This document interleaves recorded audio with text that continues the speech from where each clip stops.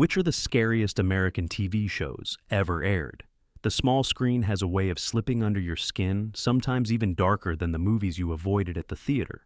Some of these shows became cult favorites. Others were so unsettling they aired only once and then vanished. But all of them planted images viewers never forgot. From twisted anthologies to pilots, networks buried fast. We're about to uncover the shows that terrified America in silence.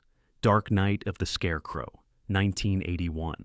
Imagine turning on your television expecting a simple made-for-TV movie and instead getting a chilling tale of vengeance from beyond the grave. That was the shock when Dark Night of the Scarecrow aired on CBS in the early 80s. It told the story of Bubba, a gentleman with the mind of a child who becomes the target of cruel townsfolk. After tragedy strikes the men, responsible believe they have buried their secret. But soon, a scarecrow appears in the fields, standing exactly where each of them meets a grim fate. What made this film so unnerving was not just the plot, but its unrelenting atmosphere. Small-town cornfields at dusk rustling winds, and that scarecrow's silent presence created pure dread. Audiences tuning in for a standard thriller were blindsided by how dark it went. Unlike campy horror, this one played it straight with a finale that hinted at supernatural justice lurking just out of sight. Though it aired only once on primetime, word spread quickly. Viewers swapped stories about how it left them shaken. Over time, it developed a cult, following passed around on bootleg tapes until it was finally revived on home video.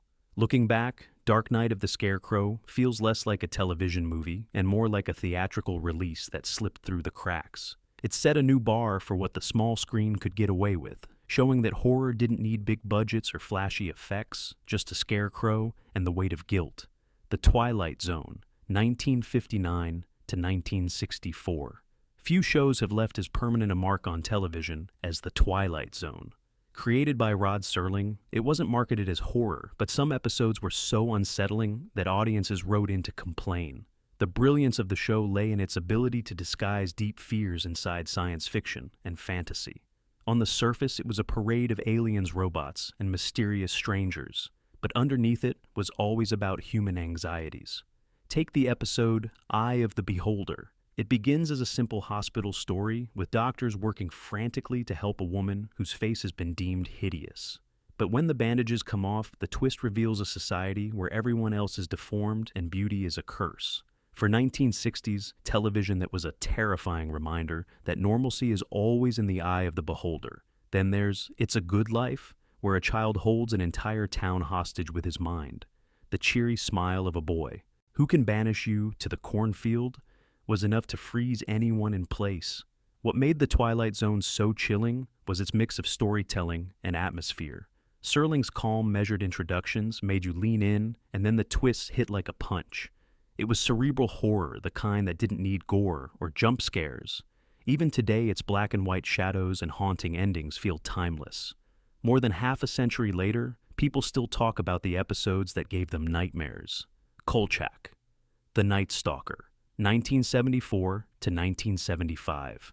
Before Mulder and Scully chased down aliens, there was Carl Kolchak, the scrappy reporter with a knack for stumbling into things that went bump in the night. Kolchak.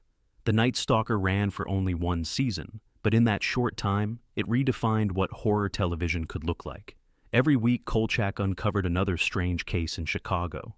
One episode featured a vampire, another a swamp monster, another a killer android. The show mixed noir detective vibes with supernatural chills, and somehow it worked. Darren McGavin's performance as Kolchak was key-gritty, stubborn, and always in over his head. What made the show scary wasn't just the creatures, though. Some were genuinely frightening for the time. It was the way Kolchak was always dismissed by the authorities, left to fight the darkness on his own. That sense of isolation, of shouting the truth into a world that refused to believe, gave the show a weight most horror lacked. Though short-lived, Kolchak became legendary. Fans of The X-Files will recognize the DNA immediately, and the creators even admitted they owed their show to Kolchak. For many, it was the first time television proved it could deliver serialized scares that felt cinematic. Even in reruns, Kolchak's encounters with the paranormal remain gripping reminders of how good old-fashioned storytelling and grit can bring the fear factor. Ghostwatch, 1992. This one came from across the Atlantic, but deserves its place here because American late-night audiences who caught it never forgot. Ghostwatch originally aired in Britain as a faux live investigation into a haunted house. When syndicated on select U.S. stations, it caused genuine panic. Viewers thought they were watching real anchors encounter real paranormal activity on live TV. The setup was simple. Reporters enter a suburban home where a family claimed to be haunted by a spirit nicknamed Pipes. What followed was a slow build of strange knock shadows and disturbances, all played completely straight by the cast. By the end, the broadcast spirals into chaos, with the haunting seemingly spreading into the studio itself. American audiences tuning in unprepared were floored. The realism of it blurred lines between news and fiction, especially in an era before disclaimers and instant online fact-checking. Some stations received so many complaints that they refused to re-air it. What makes Ghostwatch especially chilling in hindsight is how ahead of its time it was. Long before found footage, horror became a trend. This broadcast was already there, creating the illusion of reality unraveling in front of viewers. Though aired only once in many places, the legend of Ghostwatch has grown, and those who experienced it often describe it as one of the scariest nights they ever spent in front of the television. Tales from the Crypt, 1989 to 1996. When HBO decided to push the boundaries of late-night television, they gave us Tales from the Crypt, and it instantly became a pop culture beast. Hosted by the wisecracking Crypt Keeper with his skeletal grin, this anthology series wasn't about subtlety. It was about shocking you, making you squirm, and then laughing while you tried to sleep. Each episode delivered a self-contained story, packed with greed, betrayal, and eerie punishment. But what set it apart was its willingness to go further than anything on network TV. You'd tune in expecting a spooky yarn, and suddenly you were knee-deep in a morality play with grotesque twists. A greedy executive might find himself hunted by the very people he exploited. A vain starlet could discover her reflection smiling when she wasn't. The scares were always topped with a wink and a smirk, but that didn't make them any less frightening. The production value was cinematic.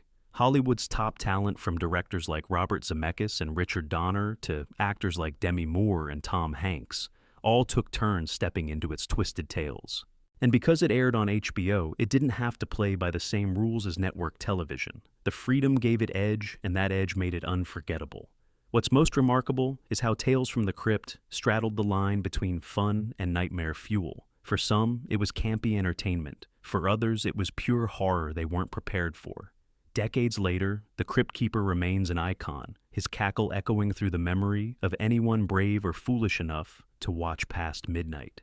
Night Gallery, 1969 to 1973. Rod Serling wasn't finished terrifying audiences after The Twilight Zone. He came back with Night Gallery, a darker, more haunting anthology that dove straight into horror. Framed around a shadowy art gallery where each painting told a macabre tale, the show gave viewers stories that felt more like ghostly folklore than science fiction. One of its most chilling episodes, The Doll, followed a man cursed by a sinister toy that seemed alive. Another, The Caterpillar, left viewers reeling with its shocking twist involving a parasite crawling into a man's ear. These weren't just eerie, they were deeply unsettling, the kind of stories you can't shake even years later. The tone of Night Gallery was different from Serling's earlier work. Gone were the moral lessons wrapped in sci-fi metaphors. Instead, this series leaned into atmosphere, grotesque imagery, and the supernatural. Some episodes were gothic, dripping with fog and candlelight. Others were modern, set in offices or homes, proving terror could strike anywhere. The show didn't enjoy the same critical acclaim as The Twilight Zone, partly because Serling fought network interference that often watered down his vision. Yet the episodes that did shine left a mark on anyone who saw them. For young viewers in the 70s, it was their first introduction to television that genuinely scared them. Night Gallery may have been overshadowed by its older sibling, but for those who remember, it was the show that turned the lights off and then dared you not to look at the walls around you. The Day After, 1983. Not all television horror comes from ghosts or monsters. Sometimes it comes from showing us a reality too possible to ignore. When ABC aired The Day After, in 1983, the country froze. This made-for-TV movie imagined what would happen if nuclear war hit small-town America. The results were devastating, and the images seared into viewers' minds. Entire cities reduced to rubble families, torn-apart skies blackened with fallout. It wasn't a fantasy, it was a worst-case scenario that felt one wrong move away. The special effects, while dated now, were harrowing for the time. For many viewers, it was their first real glimpse of what nuclear devastation could look like. The impact was enormous. Schools held discussions. Churches organized gatherings to talk about what people had seen. Even President Ronald Reagan reportedly admitted that the film influenced how he thought about nuclear strategy. That's how powerful it was. And here's the kicker: it only aired once as a national broadcast event. Reruns trickled out later, but nothing matched the cultural moment of that first showing. Millions of viewers sat in silence, haunted by what they had just witnessed. It was horror without monsters, terror without fiction. For many, the day after wasn't just a TV show. It was a wake-up call. Masters of Horror, 2005 to 2007. What happens when you gather the biggest horror directors in the world and tell them to let loose on cable television? You get Masters of Horror, a short-lived but unforgettable anthology that proved TV could go toe-to-toe with the big screen when it came to fear. Each episode was directed by a different genre legend: John Carpenter, Dario Argento, Tobe Hooper, and more. The stories ranged from ghostly revenge tales to surreal nightmares, and they didn't hold back. With Showtime giving them creative freedom, these filmmakers pushed boundaries in ways network television never could. The most infamous case was Takashi Miike's Imprint, a story so disturbing, Showtime refused to air it. That decision alone gave the series a reputation for going too far. Even the episodes that did air were filled with grotesque imagery and unsettling ideas that lingered long after the credits. What made Masters of Horror unique was its pedigree. These weren't random directors. Experimenting with horror, they were the masters, each bringing their personal style to the table. For fans, it was like a festival of terror delivered weekly to your living room. Though it only lasted 2 seasons, its legacy lives on in conversations about how far horror can and should go on television. For many, it was proof that when you give creative minds free rein, the result can be as haunting as anything Hollywood puts on the big screen. American Horror Story, 2011 to present. If there's one show that redefined modern horror on television, it's American Horror Story. From its very first season, subtitled Murder House, it made one thing clear: this wasn't going to play it safe. Creator Ryan Murphy threw every fear into the blender. Haunted houses, twisted clowns, sinister asylums, vengeful spirits, and even haunted hotels. What made it unique was its anthology format. Each season told a new story, with recurring actors, which meant the show could reinvent itself while still keeping that signature nightmare feel. One year, viewers were trapped in a decaying asylum filled with shadows and echoes. Another year, they were inside a carnival where the performers were scarier than the audience. The variety gave the show freedom to explore every corner of fear, from the gothic to the modern. The scares weren't just visual either. The show reveled in atmosphere: long, winding hallways, sudden sound cues, and characters you never fully trusted. Some episodes left the viewers with imagery they couldn't shake, like the faceless gimp suit in Murder House, or the disturbing experiments of Asylum. American Horror Story wasn't without controversy. Some argued it crossed lines of taste, while others praised it for pushing television boundaries. But love it or hate it, you couldn't ignore it. It proved that audiences wanted bold, scary storytelling on the small screen. With its endless reinventions, it continues to shock, thrill, and terrify, keeping its crown as one of the boldest horror shows America has ever produced. The Outer Limits, 1963 to 1965. Before the world of binge-worthy streaming anthology series like The Outer Limits brought weekly doses of fear and imagination straight into living rooms. While marketed as science fiction, it often delivered stories so eerie they belonged squarely in the realm of horror. The original 1960s run gave us episodes like The Zanti Misfits, featuring grotesque insect-like aliens that creeped into viewers' dreams. The low-budget effects only made them stranger because your imagination filled in the gaps. Another classic, The Architects of Fear, explored the idea of humans disguising themselves as aliens to unite the world, a concept that ended up chilling instead of inspiring. The revival in the 1990s cranked things up. With Showtime backing it, the show embraced darker, more graphic storytelling. Episodes tackled not just aliens, but psychological, terror cloning gone wrong, and eerie dystopian futures. The best of them reminded audiences that true horror isn't always a monster in the closet, it's the unknown future waiting outside your window. What made The Outer Limits special was its tone. Where the Twilight Zone leaned philosophical, The Outer Limits leaned unsettling. It asked questions humanity wasn't ready to answer, then wrapped those questions in scenarios that felt all too possible. It wasn't just a show you watched. It was a show that made you uneasy about the world beyond your front door. The Exorcist, 2016 to 2018. Adapting one of the most legendary horror films of all time into a network TV show sounded impossible. But Fox's The Exorcist surprised everyone.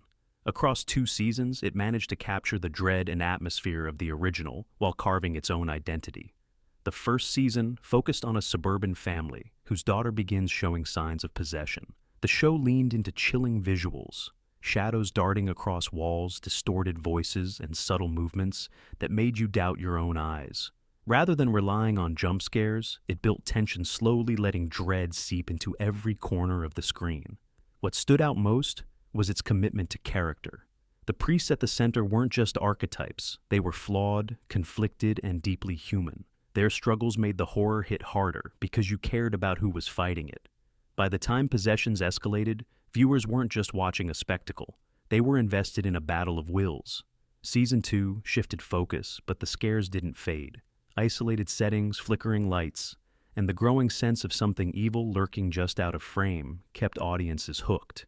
Though the ratings weren't strong enough for a long run, those who discovered it often describe it as one of the most effective horror shows in years. For network television, it was remarkably daring, and it proved that even a giant like Fox could deliver true chills when it wanted to. Puppet Master, the TV pilot, 1991. Now, here's one of those legendary blink and you missed it moments. In the early 90s, producers attempted to bring the cult horror film franchise Puppet Master to television. The idea was simple. Turn the creepy killer puppets into weekly antagonists, combining serialized storytelling with shock value.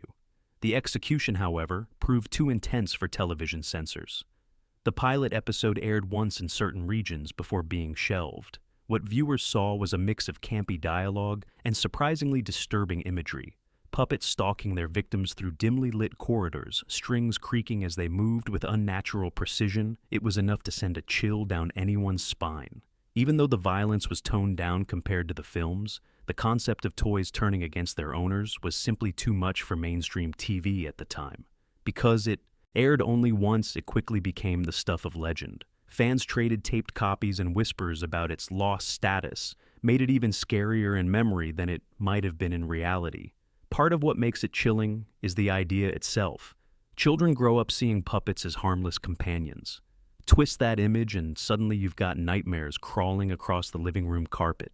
While the show never materialized, the pilot has its place in horror television history. It's a reminder that sometimes the scariest things on TV aren't the polished successes, but the experiments that went too far to survive. So, there you have it, 15 of the scariest American TV shows ever broadcast. Some became cult favorites, others disappeared after a single airing, but all of them proved one thing: television can terrify just as much as the big screen. Which one left you shivering? Did you catch one of these rare broadcasts live, or are you just hearing about them now? Share your thoughts below, subscribe for more deep dives into hidden TV history. And remember, the scariest signals often come from your own living room.